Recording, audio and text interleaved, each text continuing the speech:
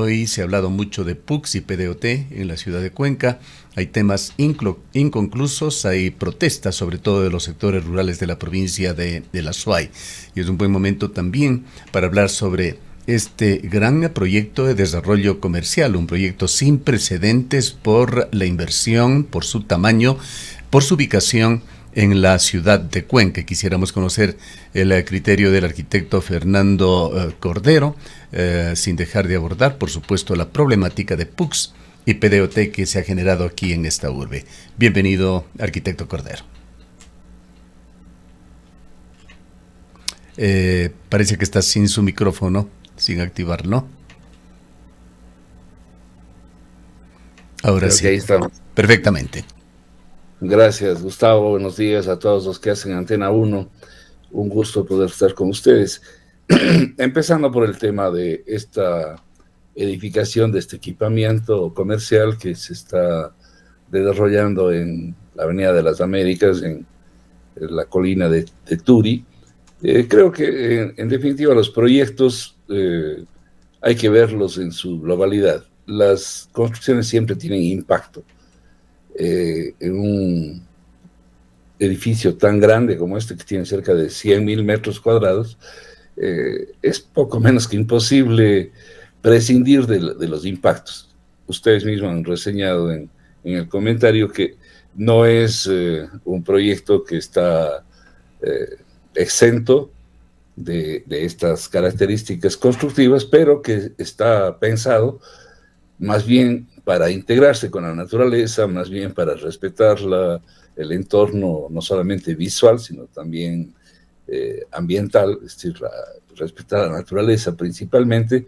Y de lo que yo conozco y del estudio que está en definitiva aprobado en la municipalidad, siendo 16 hectáreas apenas se utilizan en espacio de implantación del proyecto, menos de 5 hectáreas, es decir, son realmente casi 11 hectáreas que quedan en estado natural, en las que simplemente habrán jardines, vías, ese tipo de cosas que igualmente siempre tendrán impacto si es que no se los trata para reducir todos aquellos elementos que siendo negativos pueden evitarse, y para mitigar otros que, de lo que se ha oído y de lo que se ha comentado, hay un estudio de la Unidad de Gestión Ambiental de la Municipalidad.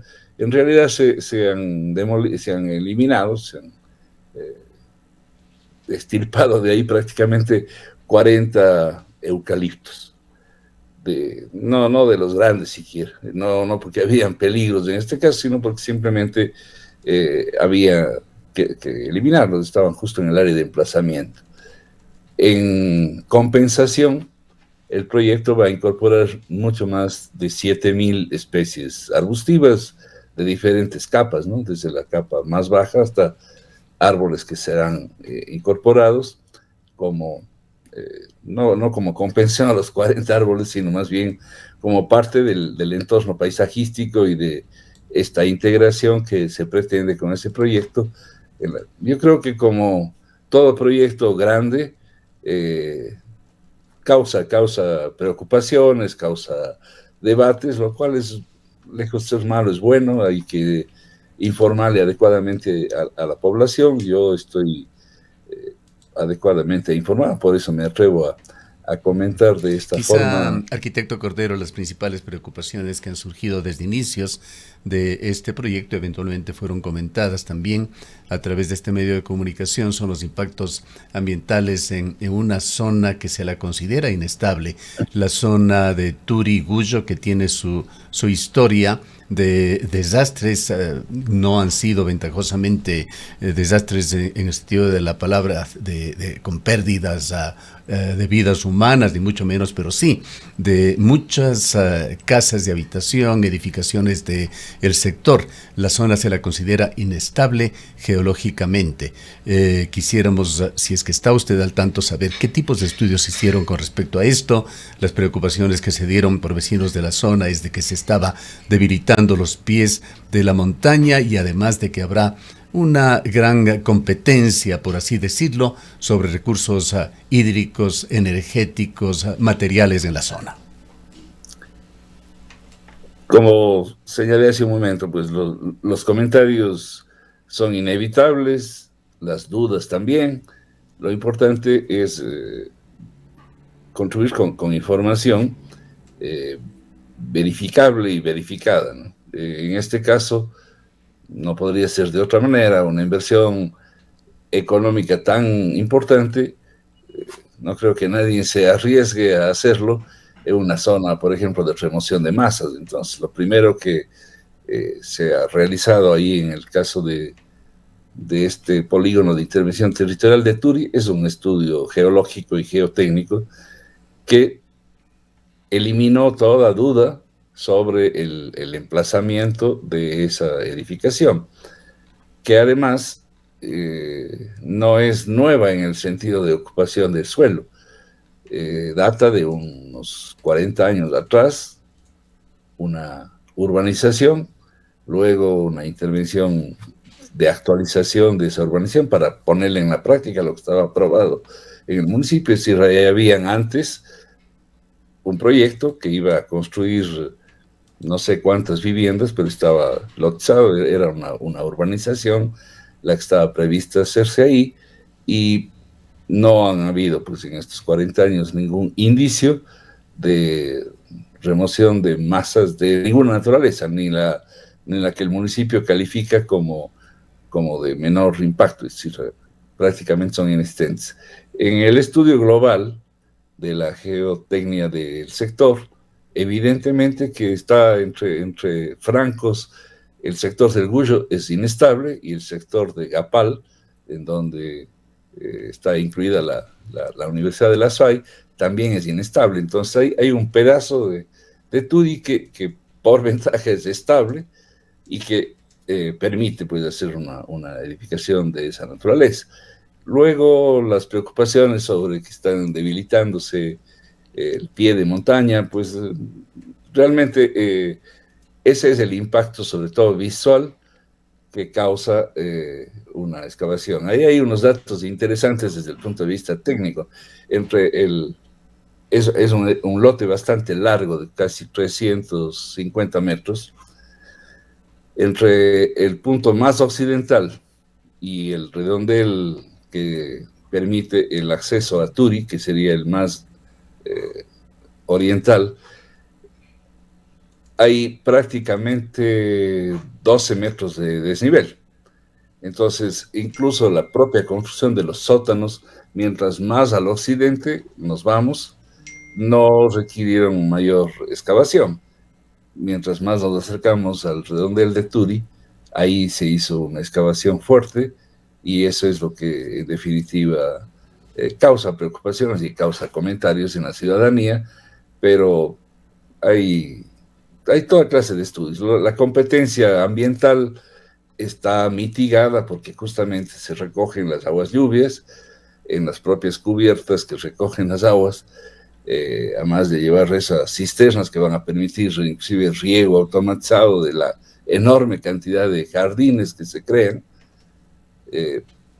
Fuera de eso se crean paneles fotovoltaicos que le vuelven prácticamente autosustentable desde el punto de vista del consumo energético. Son elementos que mitigan. No hay cómo dejar de reconocer de que la envergadura de ese proyecto es de impacto, ¿no? Es un impacto visual importante que se compensa en este caso, porque realmente se va a crear un espacio de contemplación de la ciudad, es decir, de apropiación social, porque además, como es un equipamiento privado, pero de uso público, de uso al público, está pensado en que sea de libre acceso. Entonces hay una cantidad de terrazas, hay una cantidad de elementos que conectan visualmente con Cuenca, y se va a convertir en una especie de gran mirador de 350 metros de largo, que tiene, Para tiene un arquitecto impacto muy Cordero, positivo, ¿no? muy buenos días. Otro de los temas que no deja de preocupar, teniendo en cuenta que está aledaño este centro comercial a una vía rápida de alto riesgo, la enorme congestión vehicular que podría darse. Aquí nos preguntamos cuál debería ser la relación o el trabajo entre el gobierno cantonal, pensamos en movilidad alternativa, pero sobre todo en la seguridad para las personas que transiten por esta zona, y no me quiero imaginar siquiera el caos vehicular que será los primeros meses luego de su inauguración. Efectivamente, Rosana, tú tienes razón en el sentido de que la novelería puede echar al suelo todos los mejores proyectos. Está pensado, ¿por qué hablo con esta información? A ver, no soy yo autor del proyecto, estoy muy cercano a quien es el autor del proyecto, que es uno de mis hijos, y fui consultado más de una ocasión para apoyar preocupaciones de esta índole, por ejemplo, la de la accesibilidad. Y este es un proyecto que ha sido revisado no solamente por los interesados, que son los propios dueños del proyecto, sino que ha sido totalmente revisado técnicamente, no solo por la municipalidad, sino por esas desviaciones que tiene el centralismo. Aprovecho para tocar mi tema favorito, que es el espanto de lo que es el centralismo, pues fue el Ministerio de Obras Públicas el que debió aprobar, fuera de la aprobación municipal, el proyecto de la relación entre el edificio y la vía rápida, en este caso la autopista Cuenca-Sogues. Entonces, tiene carriles de desaceleración, que se llaman técnicamente, para que el acceso sea lo menos impactante para la avenida. Es decir, si eventualmente se formarían colas en los vehículos que quieren ingresar y en los que quieren salir, esas colas se tienen que formar dentro del predio, no en la avenida. Y así está pensado el proyecto, No así hay es. modificaciones en la vía que le conocemos como la autopista Cuenca-Azogues. Hay, me parece que un proyecto de la construcción de 3 pasos a desnivel aquí en la ciudad de Cuenca, el único que está realmente ya contratado y poniéndose en marcha, lentamente, pero poniéndose en marcha, es el del Seguro Social. Para esta zona de Turín no hay consideraciones de este tipo que se hayan hecho. Básicamente esta carretera, la denominada autopista Cuenca-Sogues, se mantendrá en las mismas condiciones. A ver, hay más al occidente, en la intersección de la autopista con la 12 de octubre, la avenida 12 de octubre, la que va a la cárcel nueva, al centro A de la rehabilitación cárcel y a Turi. la avenida Ahí, de la Unidad Nacional, ahí hay un paso elevado que planificado. sí, va a modificar en definitiva la relación de las vías locales con la vía.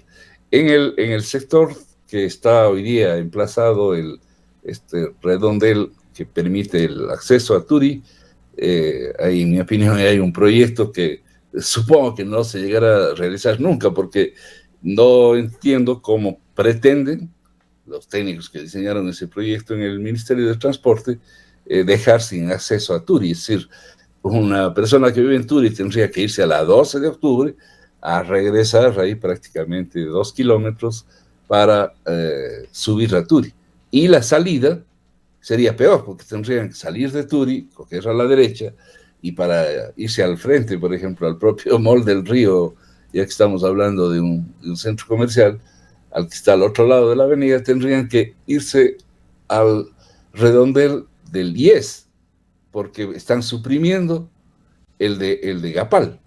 El de Gapal están prácticamente impidiendo, ese es otro error de diseño que le está afectando no solamente a la Santa María del Vergel, sino que va a alterar totalmente la movilidad de ¿Qué tanta comunicación. actualidad tiene ese proyecto de la Zonal 6 del Ministerio? Lamentablemente esas son las cosas extrañas, es decir, nos vivimos quejando los cuencanos de que el centralismo nos maltrata porque no hace obras, porque son puros ofertas y ofrecimientos. Son estudios hechos hace 6 años, que cuando se hicieron estaban mal hechos.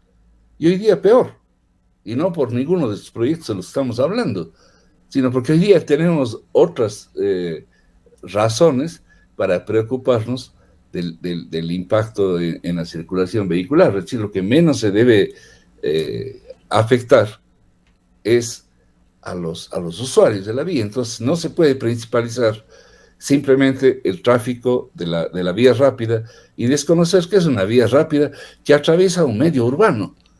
Por eso son estas tonteras del centralismo. Es decir, se inventó la Asamblea, en este caso, una ley que se llama la Ley de Transporte y Vialidad, y convirtió por ley, contradiciendo lo que dice la Constitución, es una vía de tipo nacional.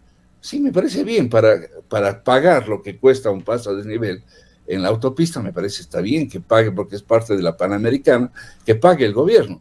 Pero lo que no tiene sentido es que el municipio, que es el gestor urbano, urbanístico, el planificador de la ciudad, no solo que desconozca, sino que en algunos casos se lava las manos, porque la ley dice que le toca al Ministerio de Transporte aprobar, no solamente pagar estaría bien, sino aprobar los proyectos, lo cual es al revés. Pueden pagar el proyecto, porque no es un proyecto local, pero debería aprobar el municipio por las implicaciones urbanísticas. Les decía, en el caso de Turi, al cerrar ese redondel y crear una especie de retornos, no sé a quién van a beneficiar. Viniendo del occidente, más o menos donde hoy día está el redondel de Turi, se crea un retorno para que regrese un carro que está yéndose, regrese hacia la misma 12 de octubre o regrese en dirección occidente a esta vía rápida. Lo mismo desde el otro lado. Pero no pueden ingresar a Turi, lo cual es un contrasentido. Ya. Un tema más, pues no quisiéramos dejar de lado la participación suya en este debate que se ha abierto sobre PUCS y PDOT, que si queremos tratarlo. Una pregunta final sobre este gran proyecto del Mall del Alto, sobre afluentes, efluentes. Con esto me refiero a flujos de agua, flujos de energía, que también ha sido materia de preocupación en la zona. La zona de Turi, curiosamente, no cuenta con agua potable en muchas ocasiones, pues depende del proyecto Nero. Esto se evidenció en la reciente sequía. Los habitantes del sector, que es una zona también ya bastante urbanizada, no tiene un adecuado suplemento de agua. Entendemos que los moradores están realizando gestiones con ETAPP para solucionar esto, pero en todo caso hay una cierta crisis de agua. En cuanto a energía, usted se ha referido ya a estos paneles fotovoltaicos que se instalarían, pero en todo caso habrá un aumento de demanda de agua, de demanda de energía. ¿Qué previsiones se han tomado en este sentido para no afectar a las viviendas, a las urbanizaciones del sector? Sí, igualmente ese proyecto en este tema, que es un tema crítico para Turi, por el proyecto Nero, que no abastece con suficiencia a los vecinos de Turi, y también ellos fueron quienes se confundieron en algún momento. Habitantes de Turi reclamaron ante los constructores y ante los promotores del proyecto de que le estaban dejando sin agua, lo cual no era verdad, porque no se estaba usando el agua de Turi en la construcción para nada. Es decir, se ha estado alimentando con tanqueros de agua que extrae el propio Grupo Ortiz de uno de sus edificios en el Batán, del subsuelo. Es decir, ni siquiera se estaba tocando la red de la ciudad, sino se estaba abasteciendo con agua subterránea para todos los efectos de la construcción. Ahí hay algunas cisternas, por ahora en la fase constructiva, pero están construidas ya inclusive las cisternas que van a abastecer. Esas nuevas cisternas sí toman agua de la red, pero no de la red de Nero. Están abajo, en el otro edificio del Grupo Ortiz. Ahí hay un sistema de bombeo que eleva a las cisternas que están más alto que donde está el edificio nuevo, y desde ahí se abastece por gravedad, o en los casos que sea necesario con presión adicionada al edificio. Es decir, el edificio, lo cual me parece bien, como es de gran impacto, como es de gran inversión, ha sido sometido a todos los análisis, a veces creo que más allá de los indispensables, lo cual no hay que quejarse. A mí me parece que sí, deben haberse molestado los promotores del proyecto de que tanto les hayan revisado, que les hayan exigido, que les hayan criticado, pero en este tipo de proyectos lo que abunda no daña, definitivamente. Qué bueno que esté bien estudiado, y si habría todavía alguna duda debería aclararse antes de que se produzcan los impactos. Creo que eso es lo responsable con la naturaleza, con la sociedad. De no pasa, conectemos ahí sí con lo que está pasando en la propia municipalidad. Es decir, no puede ser posible que un desajuste en la información, una carencia de información, les lleve a cometer errores legislativos de bulto. Y siguen equivocándose, porque derogar la ordenanza, como que no hace falta. Si está mal hecha, cambien nomás. Pero, ¿por qué se produce el malestar con las personas? Ahí hay mucha tela que cortar, Gustavo. Con ustedes, yo he tenido varios diálogos sobre el famoso plan de desarrollo, ordenamiento territorial, uso y gestión de suelo, que tiene, además de ese nombre largo, tiene unas siglas también largas, PDOT-PUCS. Entonces, esta forma de planificación de mediano plazo, porque se supone que es un plan para 12 años, sí, está guiada por una ley, está guiada por la Constitución, y hay que ver las jerarquías. ¿Qué es una competencia exclusiva?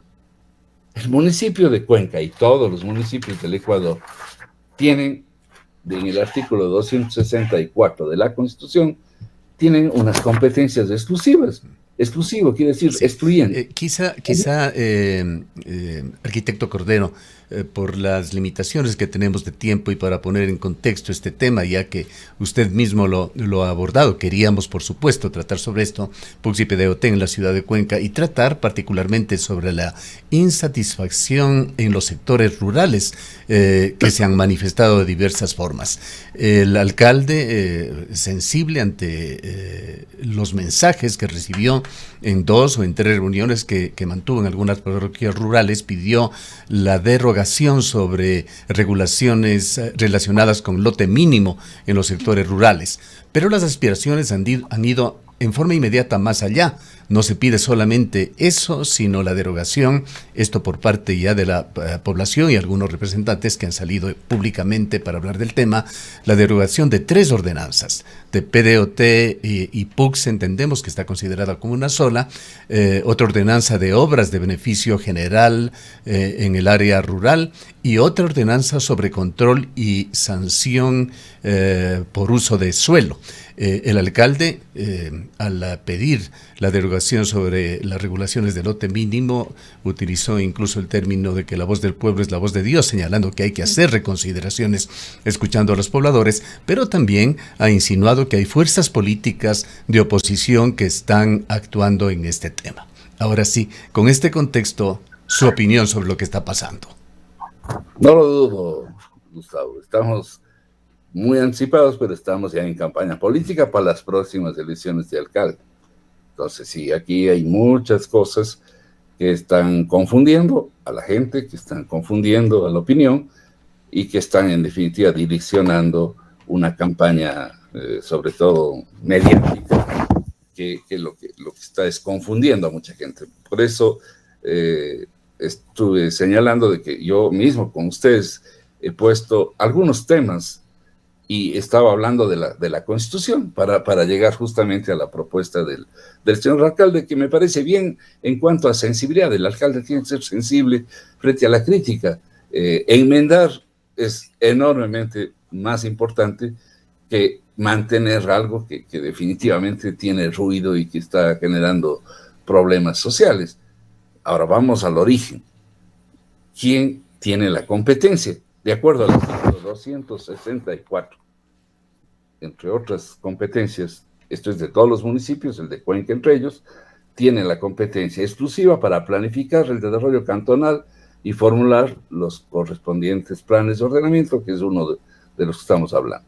Ejercer el control sobre el uso y ocupación del suelo, planificar, construir y mantener la vialidad urbana, lo que hablábamos hace un momento de los pasos de nivel en la autopista, prestar los servicios públicos, de todos los que son servicios públicos, y que tocan los habitantes rurales, crear, modificar o suprimir mediante ordenanzas las tasas y contribuciones especiales de mejoras. Todo es competencia del municipio. La asamblea no toca ningún papel. Ahí sí le han asesorado mal al señor alcalde, diciéndole que se dirija a la Asamblea Nacional, diciéndole que la asamblea tiene que modificar. Una ley sería inconstitucional si es que una ley se cruza con una competencia constitucional de las municipalidades. La asamblea no podría legislar sobre lotes mínimos. Sería un disparate. No tiene ningún sentido. Lo que sí dice la LOTUS, que es esta ley de ordenamiento territorial que está vigente desde el año 2016, es que las municipalidades, los gobiernos autónomos descentralizados municipales o cantonales, deberán fijar mediante ordenanza el tamaño mínimo de los lotes. La única referencia que tiene la ley es correcta, ratificando la competencia constitucional. Pero no es cierto que hay ninguna norma nacional que fije ningún tamaño de lote mínimo. Además, el concepto de lote mínimo estamos aplicando mal. En el sector rural, que se supone que es eminentemente productivo, el lote mínimo debería tener relación con el tipo de producción agrícola. Una vaca para producir leche necesita 1 hectárea. Entonces, si yo voy a tener 10 vacas y quiero que sea sustentable el negocio, debería contar con 10 hectáreas. En ese sentido sería un lote o una parcelación agrícola. Cuando queremos aplicar los criterios de la ciudad indiscriminadamente al área rural, cometemos una cantidad de absurdos. Para ubicarnos bien en términos de tamaño, el área urbana de Cuenca, en el cantón Cuenca, representa el 3%. El 97% es rural. Por tanto, la ruralidad está ocupando el 97% del territorio. Pero no es homogéneo. Los rurales también heterogéneos. Hay zonas de páramo, hay zonas de protección radical y total, donde no se debería parcelar nada, donde no se debería tocar. Ustedes son de los defensores del agua y creo que nos hemos sumado miles de cuencanos. Entonces ahí no hay que tocar nada, no es que hay que hacer lotes de uno u otro tamaño, no hay que tocar porque vamos a dañar el agua, hay que oponerse a los proyectos mineros, hay que oponerse a toda forma de parcelación en el páramo. Los incendios han destrozado justamente los páramos y nos van a tocar años recuperar esas esponjas naturales que significan pues los pajonales y otros elementos ahí de la capa baja de vegetación. Entonces hay que ser responsable por un lado. Segundo, me parece que el Consejo Cantonal, que es el que aprueba las ordenanzas, tiene que hacer una revisión. Pero aquí sí ¿Qué tanta injerencia puede tener el Consejo Cantonal? Pero no solamente el Consejo Municipal de Cuenca, también los GATS parroquiales en estos temas, pues hasta donde entendemos la ley no señala lotes mínimos, la ley LOTUX determina que el plan de uso y gestión de suelo PUCS, donde constan también estos famosos polígonos de intervención territorial, y allí se definen áreas de lotes mínimos, tienen vigencia de 12 años, pero pueden ser actualizados al inicio de cada periodo de gestión. Así es, exactamente es lo que están haciendo con esta reforma que aprobaron a comienzos del mes de mayo. Es decir, están atrasados, sí, pero está correspondiendo a la reforma que le permite la ley a cada alcalde cuando hay cambios, y así fuera el mismo alcalde reelegido por ser un nuevo mandato, podría hacer modificaciones en este plan que dura 12 años, desde el año 2034. Pero aquí sí voy a poner un tema que está pasando de agache, como decimos popularmente. No quisiera dejar de pedirle que usted se refiera a la injerencia que puedan tener los GATS parroquiales en estos temas. Sí, justo me iba a referir a eso. Perfecto. Y admírense de lo que les voy a comentar. En una tesis realizada en la Facultad de Arquitectura por Robinson Marín y Brian Ruilova, dos arquitectos actuales, están en el año 2022, ellos hacen un estudio de la famosa prescripción adquisitiva de dominio en el área rural. Aquí entran los GATS parroquiales. Algunos GATS parroquiales hoy día suplantan al municipio por decisión de la propia municipalidad, que descentralizó competencia. Entonces, actúan como si fueran un municipio. ¿Actúan o no actúan? Supongo que algunos no están actuando por los números que les voy a compartir. En apenas 5 años, entre el año 2016 y el año 2020, en Cuenca se aprobaron 9.499 prescripciones adquisitivas de dominio. Ese es un derecho, no es un delito. La prescripción no es un delito, pero cuando se hace trampa en nombre de la prescripción adquisitiva de dominio, cuando se confabulan los dueños con abogados, con técnicos. Claro, se sabe que hay equipos promotores de estos trámites. Entonces, eso es no tiene sentido haber creado 9.000. Y aquí todavía los dos arquitectos en su tesis hacen un análisis que va más allá de lo arquitectónico propiamente y nos muestran que de los 9.499 lotes creados por prescripción adquisitiva de dominio, solamente fueron al registro de la propiedad 7.263, y al GAD municipal, en el catastro municipal, están solamente 4.859, es decir, un poco menos de la mitad. Por ahí hay unos fantasmas, entonces, unos lotes que fueron legalmente creados por decisión de la justicia. Y esto genera también otro tema que se está hablando mucho, de una desactualización del catastro.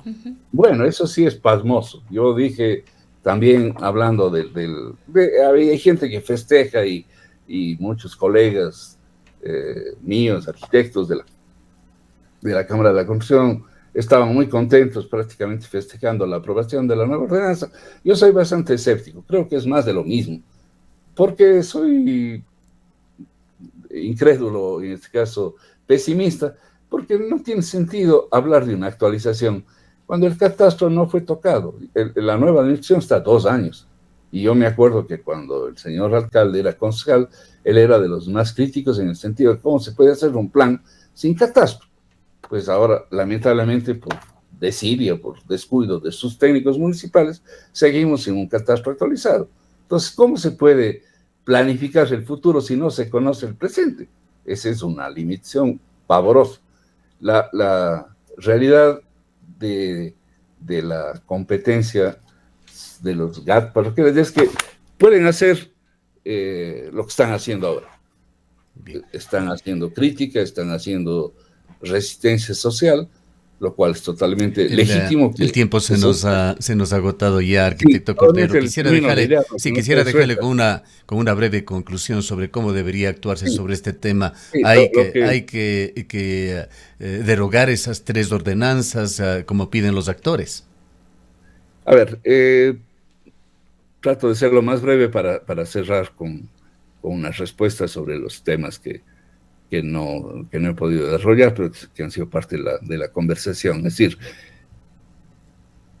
realmente lo que molesta a los ciudadanos, lo que les ha molestado son las multas. Unas multas que incluso copiando o tomando el Código Administrativo de Procesos, se llama COA, el Consejo Cantonal de Cuenca, no la Asamblea, el Consejo Cantonal de Cuenca aprobó inclusive multas compulsorias. Son unas multas extrañas en las que el municipio, a través de un empleado, va a tu vivienda, por ejemplo, y dice: usted ha infringido tal norma, tiene la posibilidad de pagar la multa hasta tal fecha. Si regresa y no ha pagado la multa, le sube el 5% ilimitadamente. Entonces son compulsorias para forzarle a pagar. Eso está en la ordenanza municipal. Puede quitarse cuando les dé la gana, señores concejales, porque la ley, ahí sí, la ley dice podrá. La municipalidad podrá usar multas compulsorias, podrá, no deberá, podrá. La segundo error cometido en la administración anterior, cuando aprobaron en el 2022 y no han cambiado ahora, en el PDOT PUX, es haber convertido hasta Chaucha, y digo hasta Chaucha con admiración, en área urbana de Cuenca. Entonces, yo vivo en la 1 de Mayo, tengo una hermosa ciclovía y me cobran a mí por la ciclovía. Absolutamente justo que me cobren, yo soy usuario de la ciclovía. Que nos cobren a todos los de la ciudad, sí, pero que les cobren a los de Chaucha por la ciclovía de la avenida 1 de Mayo es una grosería.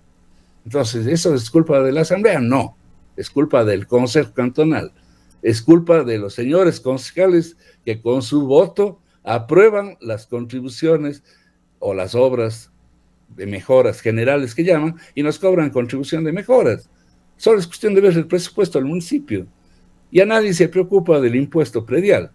Hoy día está confundido el impuesto predial con la contribución de mejoras, y mientras el impuesto predial en 20 años ni siquiera se ha duplicado, o se ha duplicado, me parece que cuando yo era alcalde hace 20 años se cobraban 3 millones y hoy día no pasa de 6. La contribución de mejoras, el año que menos cobran, está sobre los 15 millones. Entonces sí, es una buena herramienta, muy buena, con la que Cuenca se ha desarrollado, pero hay que ser coherentes, no tiene sentido.